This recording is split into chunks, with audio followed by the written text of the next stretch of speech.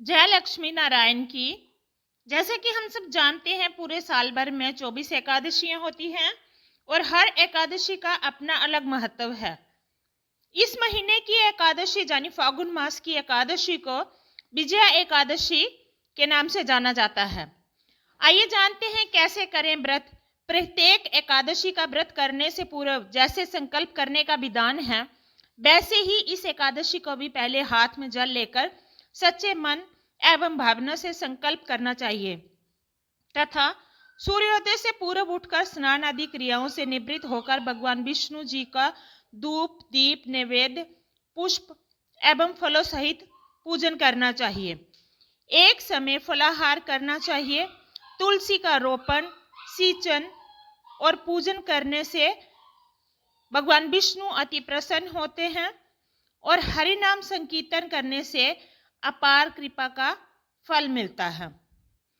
भगवान विष्णु सर्वशक्तिमान एवं सर्वव्यापक हैं तथा बिना मांगे ही अपने भक्तों की सारी मनोकामनाएं पूरी करते हैं।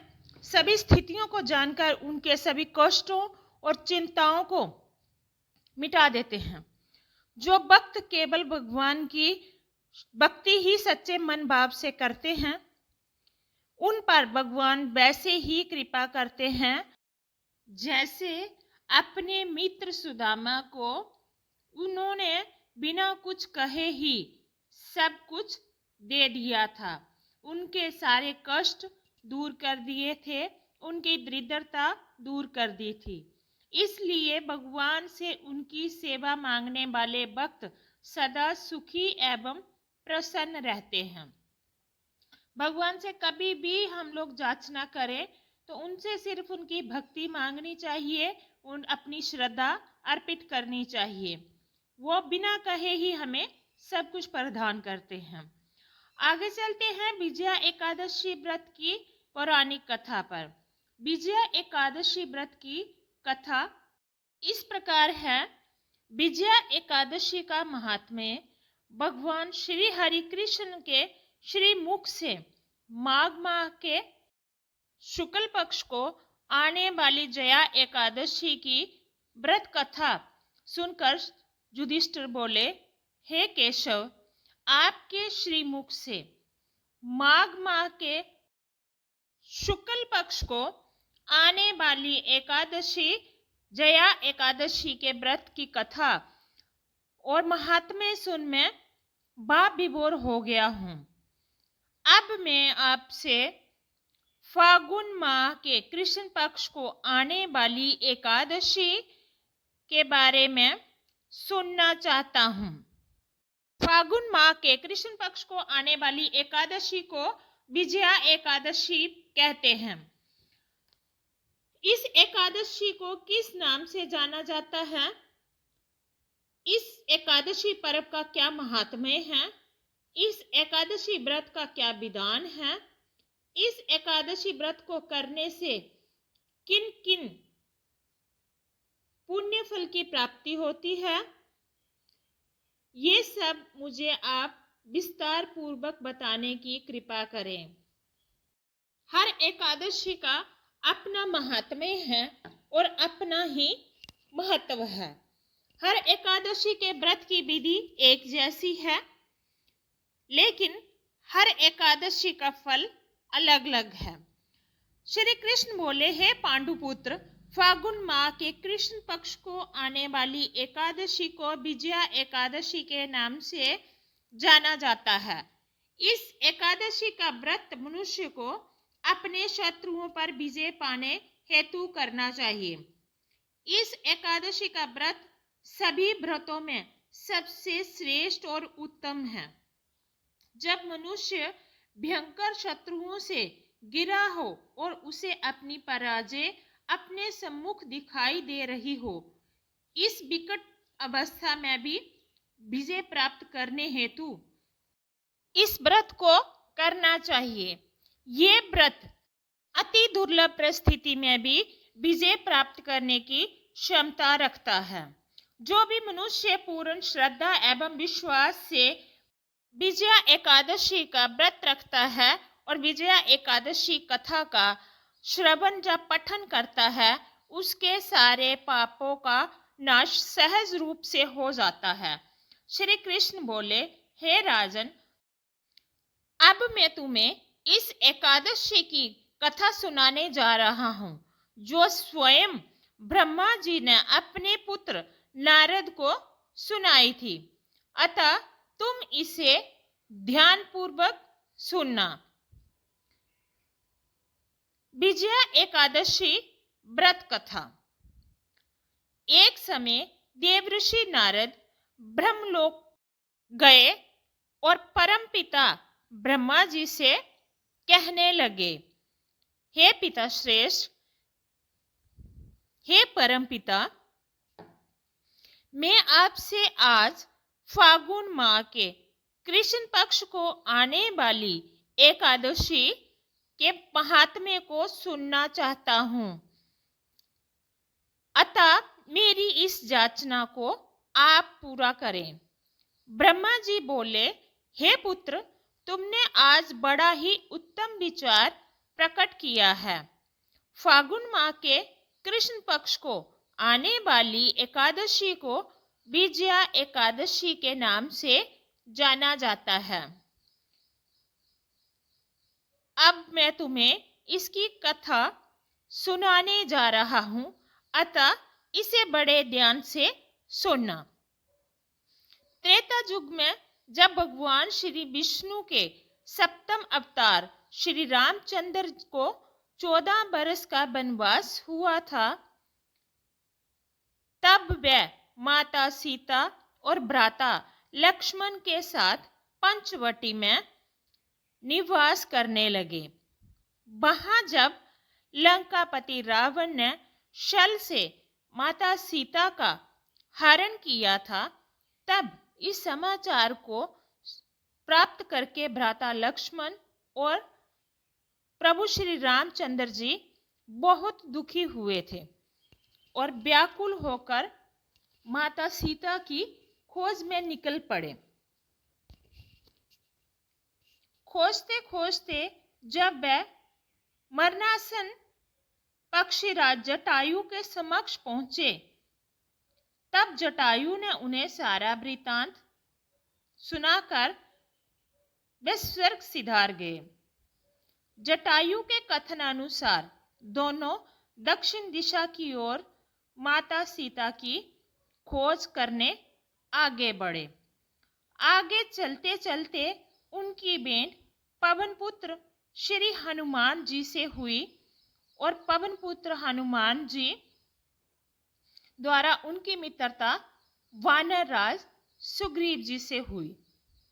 सुग्रीव के साथ मित्रता के चलते बाली का वध भी हुआ। बाली जो है सुग्रीव का भाई था। हनुमान जी माता सीता की खोज करते हुए लंकापति रावण की नगरी लंका में पहुंचे। वहां माता सीता के दर्शन प्राप्त कर वापस उनका संदेश लेकर वे श्री रामचंद्र जी के पास पहुंचे। प्रभु श्री राम जी ने विलंब न करते हुए लंका पर चढ़ाई की घोषणा कर दी। अपनी विशाल वानर सेना के संग वे विशाल समुद्र तट पर आ गए। समुद्र इतना विशाल था कि उन्हें अब आगे कुछ करने का कोई विचार नहीं आ रहा था, कोई मार्ग नहीं दिख रहा था। घोर चिंता में डूबे हुए प्रभु श्री राम ने जब लक्ष्मण जी से अपनी व्यथा कही, तब लक्ष्मण जी ने उन्हें कहा, हे प्रभु, आप सर्वज्ञ हैं, आप सर्वज्ञाता हैं। संसार में आपसे कोई भी बात छुपी नहीं है। ऐसी कोई बात नहीं है जो आपको ना पता हो। फिर भी आप मुझे अपना दास समझकर मुझ पर कृपा करते हुए मुझसे इस समस्या का समाधान पूछ रहे हैं, तो सुनो। जहां से आधा योजन दूर कुमारी द्वीप में महर्षि बकदालव नामक ऋषि का निवास स्थान है। वे परम तपस्वी और परम ज्ञानी हैं। उन्होंने अनेक ब्रह्मांड देखे हैं, अतः वह हमारी इस समस्या का समाधान अवश्य निकाल सकते हैं। लक्ष्मण जी की बात सुनकर प्रभु श्री रामचंद्र जी बिना विलंब किए ही ऋषि श्री बकदालवे जी के आश्रम में जा पहुंचे। वहां उन्होंने ऋषि को सादर नमन करके उनसे आग्रह किया और उनके सम्मुख आसन लगाकर बैठ गए। तब ऋषि अपनी साधना में लीन थे। जब वह जागृत अवस्था में आए तब अपने सम्मुख प्रभु श्री राम जी को पाते ही वे हर्षित हो उठे, किंतु प्रभु के मनुष्य अवतार की मर्यादा को जान उन्होंने प्रभु श्री राम जी से वहां आने का प्रयोजन पूछा। वे सर्वज्ञानी थे, इसलिए प्रभु श्री राम के रूप को पहचान गए, लेकिन मर्यादा पुरुषोत्तम राम की मर्यादा को जानकर उन्होंने प्रभु श्री राम जी को वहां आने का प्रयोजन पूछा। प्रभु श्री राम ने कहा, हे मुनिश्रेष्ठ, मैं मेरी भार्या सीता की खोज में निकला हूँ, जिसका छल से अपहरण कर दुष्ट रावण अपनी लंकापुरी ले गया है। मैं वानर राज की वानर सेना के साथ इस विशाल समुद्र के सम्मुख खड़ा हूँ और आपसे निवेदन करता हूँ कि इस विशाल समुद्र को सेना सहित पार करने का कोई संभव उपाय आप मुझसे कहें। श्री रामचंद्र जी द्वारा सारा वृतांत सुनकर महर्षि बोले, हे राम, इस विशाल समुद्र को लांघना अत्यंत जटिल है, किंतु फागुन माह के कृष्ण पक्ष को आने वाली एकादशी व्रत के माध्यम से ये जटिल कार्य भी अति सरल रूप से संभव हो सकता है। मैं अपनी दिव्य दृष्टि से देख रहा हूँ, आप इस एकादशी का व्रत कर निश्चित रूप से विजय प्राप्त करेंगे, क्योंकि इस एकादशी का नाम विजया एकादशी है, जो अपने शत्रुओं पर विजय पाने का एक सर्वोत्तम माध्यम है। अब हे राम, मैं तुम्हें इस व्रत की विधि सुनाने जा रहा हूँ, अतः इसे ध्यान पूर्वक सुनना। फागुन माह के कृष्ण पक्ष की 10वीं तिथि के दिन स्वर्ण, चांदी, ताम्र या फिर मिट्टी का एक घड़ा बनाएं। उस घड़े को जल से भरकर 5 पल्लव रख वेदिका पर स्थापित करें। उस घड़े के नीचे सतनाजा और ऊपर जौ रखें और प्रभु श्री नारायण जी की स्वर्ण प्रतिमा की स्थापना करें। एकादशी तिथि के दिन सूर्योदय से पूर्व उठकर स्वच्छ गंगा जल से स्नान कर बाकी नित्य क्रिया को पूर्ण करते हुए धूप, दीप, नैवेद्य, श्रीफल आदि से भगवान का श्रद्धा पूर्वक पूजन करें। उसके पश्चात उस घड़े के सम्मुख बैठकर भगवान श्री हरि का ध्यान करते हुए अपना दिन व्यतीत करें और रात्रि को भी उसी घड़े के सम्मुख बैठकर भगवान श्री हरि का जयकारा लगाते हुए जागरण करें। अगले दिन द्वादशी तिथि के दिन अपने नित्य नियम से निवृत्त होकर उस घड़े को योग्य ब्राह्मण को दान कर दें। हे राम, अगर तुम इस व्रत का अनुष्ठान अपने सेनापतियों सहित करोगे तो निश्चित रूप से तुम्हारी विजय होगी। विजया एकादशी का व्रत श्रेष्ठ रूप से शत्रुओं पर विजय पाने का सर्वोत्तम माध्यम है। प्रभु श्री रामचंद्र जी ने मुनि श्रेष्ठ के कथन अनुसार इस व्रत का अनुष्ठान किया और रावण जैसे दुष्ट दैत्य पर अपनी विजय प्राप्त की। अतः हे कुंती नंदन, जो मनुष्य भी इस व्रत को पूर्ण विधि विधान से मन में पूर्ण श्रद्धा रखकर करते हैं, उसे निश्चित रूप से दोनों लोगों पर विजय प्राप्त होती है।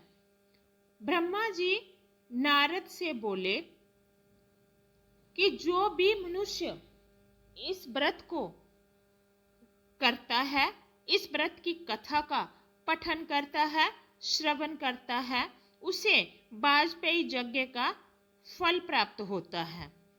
हे मुनि श्रेष्ठ, सच्चे मन से नारायण जी का ये व्रत करने से उसे मोक्ष की प्राप्ति होती है और वैकुंठ में वास होता है।